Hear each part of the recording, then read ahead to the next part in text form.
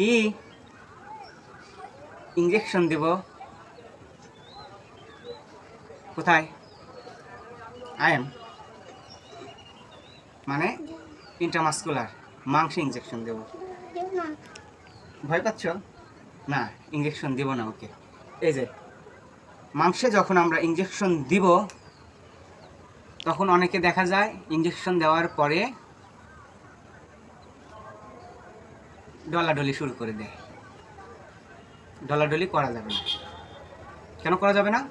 আপনি যদি ডলাডলি করেন তাহলে সেখানে ক্যাপিলারি আছে, ক্যাপিলারি ছিঁড়ে গিয়ে সেখানে ব্লাডগুলো আদার্স যে টিস্যুগুলো আছে টিস্যুতে ছড়িয়ে যেতে পারে। তখন কি হবে? তখন সোয়েলিং হবে, সেখানে পারিপার্শ্বিক যে নার্ভগুলো আছে নার্ভের চাপ দেওয়ার ফলে পেইন হবে, ইভেন সেখানে হেমাটোমা হতে পারে।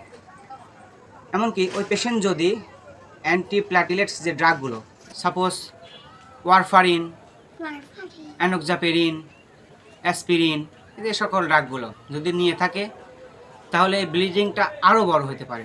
ফলে সেখানে একমোসিস বা ব্রুশনেস ওখানে নীল হয়ে যাবে জায়গাটা জুড়ে, ফলে ওখানে আপনার ইনফেকশনও হতে পারে। এই প্রবলেমগুলো হবে। তাহলে আর কি কি প্রবলেম হতে পারে? অনেক সময় আমরা যে সকল ভ্যাকসিন ইউজ করি অথবা ডিপট ইঞ্জেকশনগুলো ইউজ করি, ওই সকল ইঞ্জেকশনগুলো ইউজ করার ফলে, যেমন ধরুন অ্যান্টিসাইকোটিক ড্রাগগুলো ইউজ করা হয় কিছু লং টার্ম, আমরা যেমন জেন্টিক্সজল ডি ইউজ করি। এই সকল ড্রাগগুলো ইউজ করার ফলে যদি ওখানে রাব করা হয়, রাব করলে এই সকল ড্রাগের অ্যাবজর্পশনও ব্যাহত হতে পারে, কমে যেতে পারে, যার কারণে ডলা যাবে না। ইঞ্জেকশন দেওয়ার পর সেখানে জেন্টলি একটা পরিষ্কার তুলা দিয়ে চাপ দিয়ে ধরে রাখতে হবে।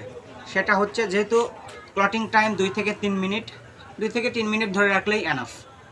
এজন্য এখন থেকে ইঞ্জেকশন দেওয়ার ফলে নো রাবিং, নো ডলাডলি।